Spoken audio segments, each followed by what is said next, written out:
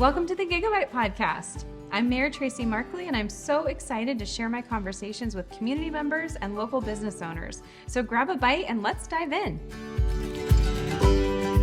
Hello, everyone. Thanks to everyone watching on YouTube and those that are listening from anywhere podcasts are available. We are so glad you've joined us. Today, I'm welcoming Pam Leazer, Executive Director of Fish Food Bank here in Gig Harbor. Welcome, Pam. Thanks so much for joining us. It's my pleasure, Tracy.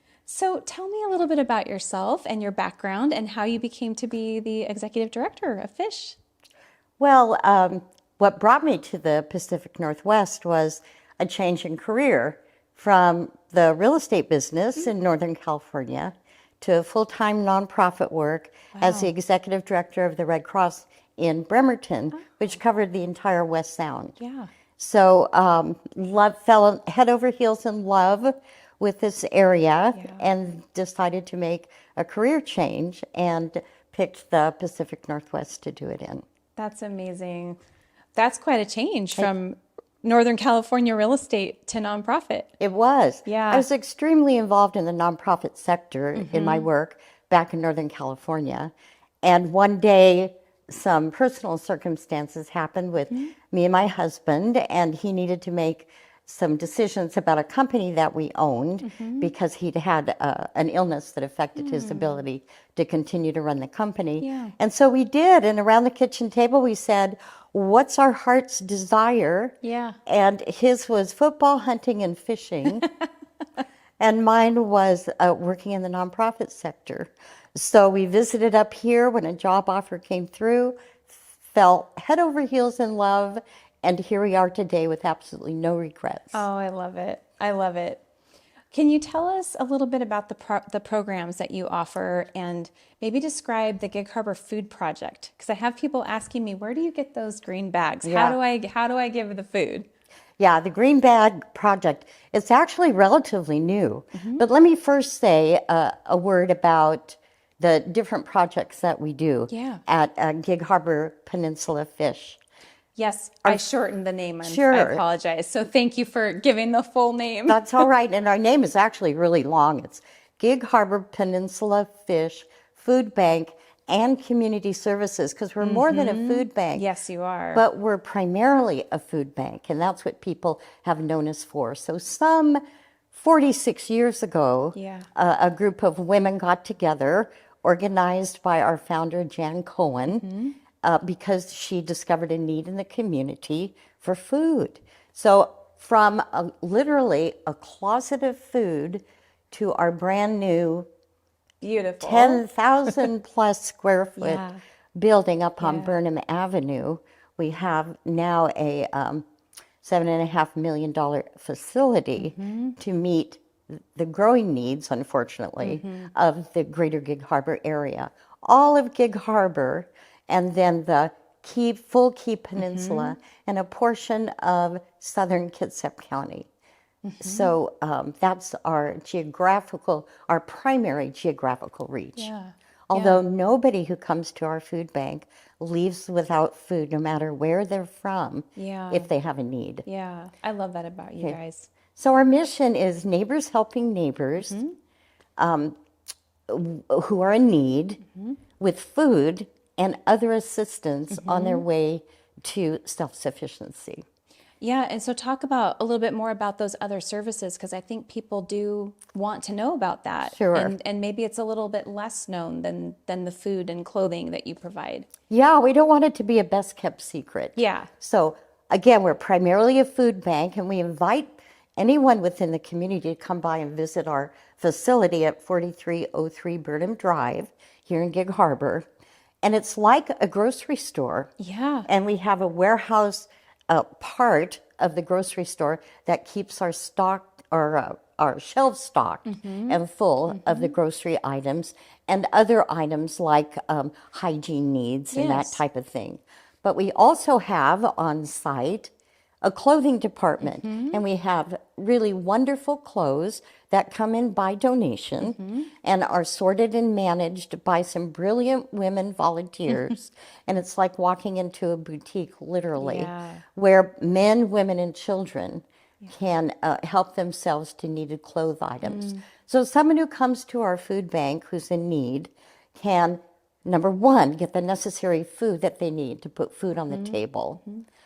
And then they can help themselves to our clothing department if they have a need there too.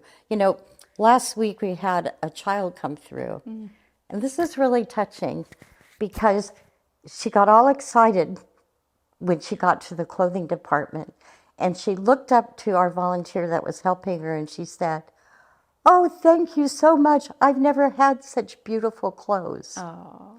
And it was just heart-rending to hear that story. Yeah. Another story I'll never forget is a young woman who had made a difficult decision to leave an abusive situation in the middle of the night, and she was out on her own. And the next day, her best friend brought her in because she literally left with the clothes on her back, and they weren't daytime clothes. And so she came in, and she not only got some food to help support the family that was going to let her stay there for a few days, but she came to the clothing department, and our volunteers, our women, dressed her up because she had a job interview the next day. Wow. She had nothing, literally, to wear. And she came back a week later, and she said, thank you, number one, you didn't make me feel terrible. I was handled with dignity and respect, and I left with feeling like I was ready for my interview, and I got the job. Oh, that's amazing. So now she's on her own, making steps toward her own self-sufficiency. And we hear stories like that all the time. So that's where some of the and other services come in. Yeah. But there's more. Yeah. Okay. We have a financial aid program. So if somebody comes to the food bank and they're having difficulty making decisions, not just about putting food on the table, but perhaps buying medicine or paying their utility bill, and having to make really hard decisions like that, especially this past winter on those cold days. So the financial aid volunteers work with these clients, and we could step up and help them with, say, a utility bill, purchasing medicine. It might be something to do with work. It might be transportation to get to work. Yeah. So a lot of things that so many of us take for granted because we're okay right now. But a lot of our folks who live here are just one crisis away from not being able to handle all their expenses and live paycheck to paycheck. Yeah. You guys do so much. Oh, let me tell you about the green bags. Yeah. Because you asked about the green bags. So the green bags is relatively new. A few months back, a terrific woman named Elise came to us with this idea. And she used to live in a small town outside of Ashland, Oregon, and their food bank needed food. And so she thought up this idea. She implemented it down there. It was tremendously successful. She brought it up to us and said, hey, you want to do this? And she explained it to us, and we said, you bet. Yeah. And so here's the little green bag story. People can help get food on the shelves at the food bank. Again, neighbors helping neighbors. So within neighborhoods, people get delivered to their home a little green bag. They can actually pick them up at the food bank. But even better, it's organized by community, by neighborhood community. And a community coordinator who's a volunteer will gather little green bags, pass them out in their neighborhood, and every other month on a designated Saturday, they put out their little green bag on the porch full of groceries. The neighborhood coordinator picks that bag up, brings it, and delivers it to the food bank on that Saturday. Nice. And then we receive on that Saturday, literally, hundreds of little green bags. Now, when they pick up that bag, the little green bag off the porch, guess what? They leave an empty one for the next time. Nice. That's so nice. it's a very simple progress. Yeah. And the organization is fairly simple too. So if anybody wants to become a neighborhood coordinator, pass out some green bags, collect them every other month on one Saturday and deliver them to the food bank, it makes a tremendous difference in our ability to keep our shelves stocked. Yeah. As a matter of fact, the very first Saturday, we got almost a ton of food from the food drive. Goodness. So our next collection is this month because it's every odd month. Odd month. So thanks to Elise and her brilliant idea, and already the word is spreading like wildfire, and the many coordinators who've stepped up here in the greater Gig Harbor area, we're starting to see that little green bag called Gig Harbor Food Project really take a great start right here in our area. On our website, ghpfish.org, there's a very short video that explains it, and a link to Gig Harbor Food Project video, gigharborfoodproject.org, and there's a video there too, and much more information where people can sign up. That's so great. I love that. It's wonderful. I just love it. And it makes it easy for people that want to give, but they don't. Maybe they've got 4 kids and they can't get them all to the food bank to drop off the food. And this is just a way to put that food out there on the porch and get it to those in need. Precisely. Exactly. I think so you've already kind of given some information about how people can best find you. And you gave your address, and we'll have it also in the description under the video, your contact information. But just what is the very best way? If someone watching wants to volunteer, who would they call? And if somebody, or where would they go? And if someone has a need and is in need of clothing or food or services, what's the best way for them to reach you? Sure. To get immediate information, the best thing to do is go to the website if you have the ability to do that. And again, it's ghpfish.org. Okay. And there's buttons on the website on the very front page that say, I want to donate, I need help, etc. And so click on that button, it'll get you to specific information. Great. And the phone number's there too, so you can call. Now we're open Mondays, Wednesday, Thursday, and Fridays. We're closed on Tuesdays and holidays, federal holidays. Okay. So keep that in mind. And on Mondays, we close at 3, and on Fridays, we close at 3. But otherwise, we're open 9:30 to 5:30 p.m. on those other days of the week. So you can stop by. If you come, bring your driver's license and other information, because although anyone coming to the food bank can get food without ID, we're not going to let anybody go out of our food bank and be hungry. Yeah. But some of our other services will require some verification of who you are. Yes. Okay. And I've seen you all in action out in the community and been to some of your events. You have a phenomenal volunteer base. Can you talk a little bit about I've seen from little tiny kids all the way up to people that are living in assisted living, retirement facilities, all ages I've seen out there just working and serving food and serving meals. And it's exciting what you guys have built over there. Yeah, thank you, Tracy. I'll tell you,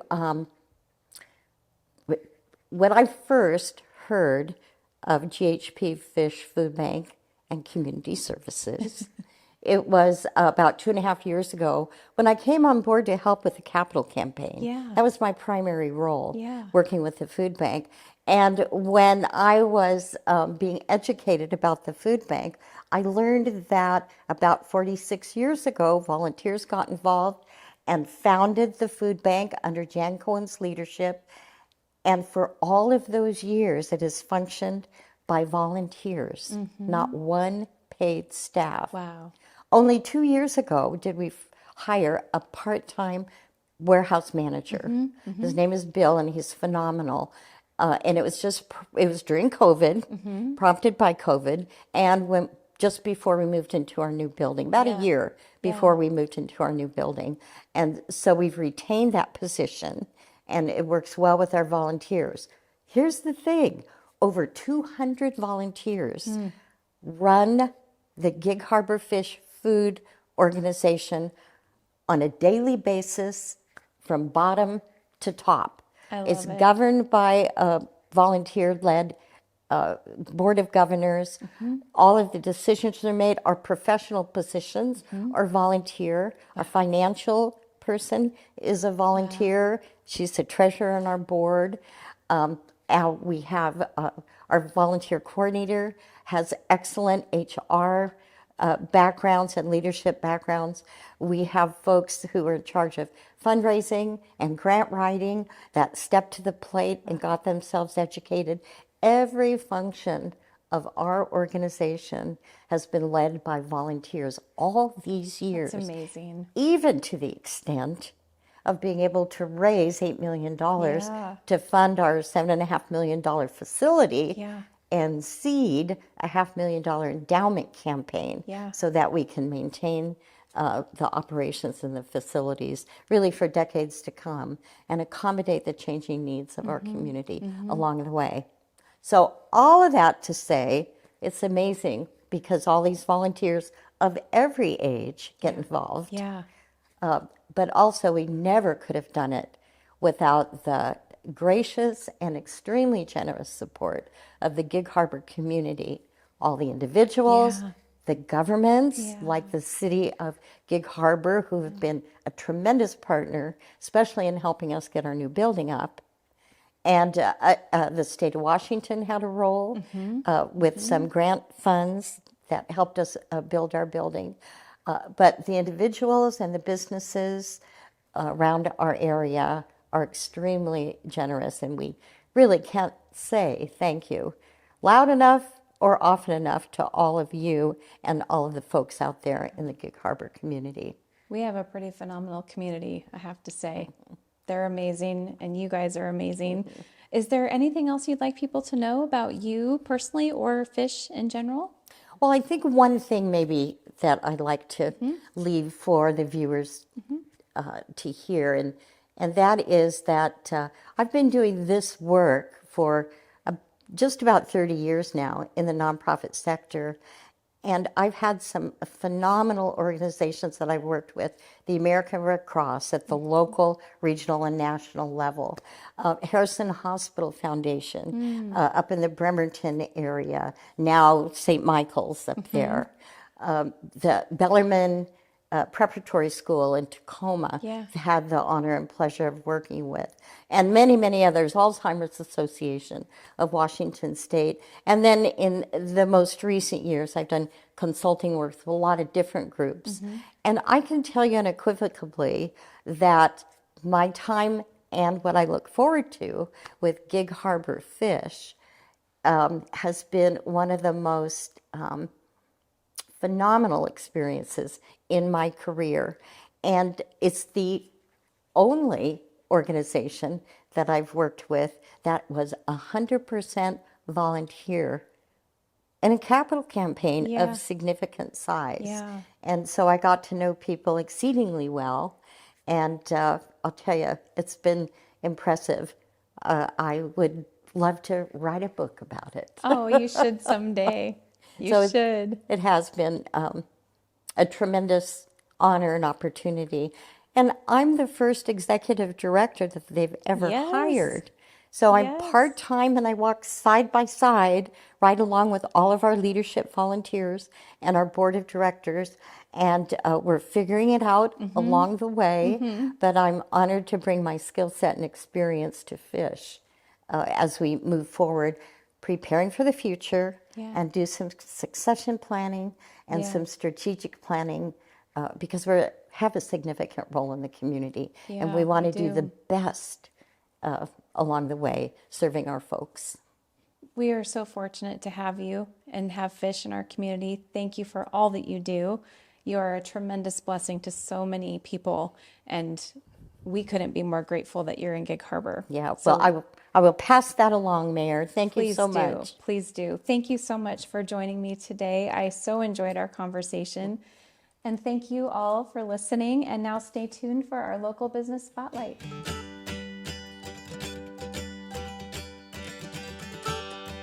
Welcome back to the Gig-A-Byte Podcast. Each episode, we feature a local business, hear their story, and how you can best support them. And today, I'm happy to have Nate Graves, owner of In Gear Media, which is the studio we are in recording today and have been recording in the last 5 episodes at least. Like that. Thank you for joining me. Of Welcome. course. Thank you for having us. Super excited to be on this side of the camera now. Yeah, I bet it's a little bit different. Yes, it definitely is. Well, tell us a little about yourself and your business. Yeah, so I'm Nate. I started In Gear Media back in 2019 officially, but kind of started in a college dorm back in 2018.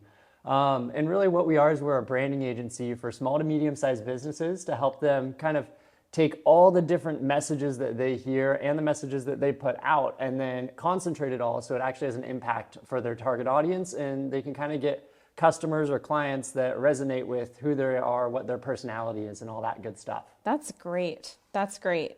So what makes you guys stand out? Yeah, so I think what makes us stand out a little bit compared to most marketing agencies, branding agencies, or creative agencies is we kind of try to loop it all into one. When it comes to a marketing strategy or building a brand, you really need lots of layers to it, right? It's not just a Google ad and then you're set for the rest of the year. It's your social media, it's your advertising, it's your website, it's your customer experience when they come in. What do they see? What do they feel? And we kind of help businesses navigate that. So rather than saying, hey, we're only going to produce your video, go find someone else for the rest, we're like, we're going to walk you through this whole journey and make sure that it all stays coherent rather than it turns into a bit of a game of telephone if you keep going between different people or different companies. And then with that, we pair it. We have in-house content creation. We have graphic designers, photographers, videographers, people who specialize in just messaging, just to really help businesses have all the resources at one spot.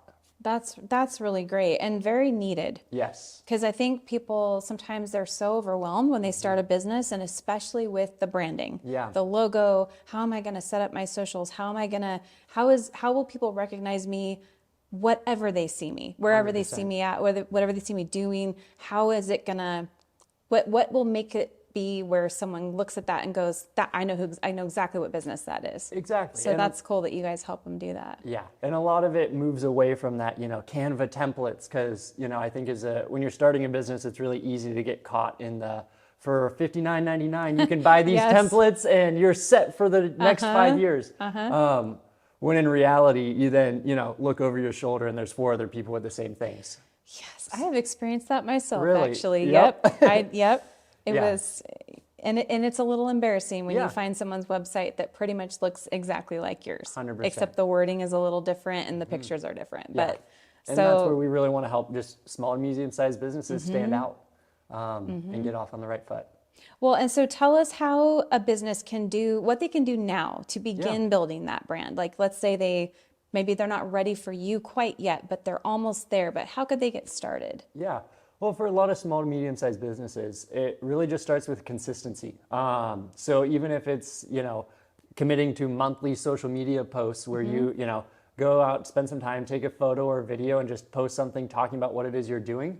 Building that consistency with your audience is key for them to really kind of start expecting something from you and building that relationship. And then just being transparent with customers. We find a lot of businesses get caught up in the, say this, do that, but going through the customer experience, making your message line up with what you actually do is a recipe for success. That's awesome. That's awesome.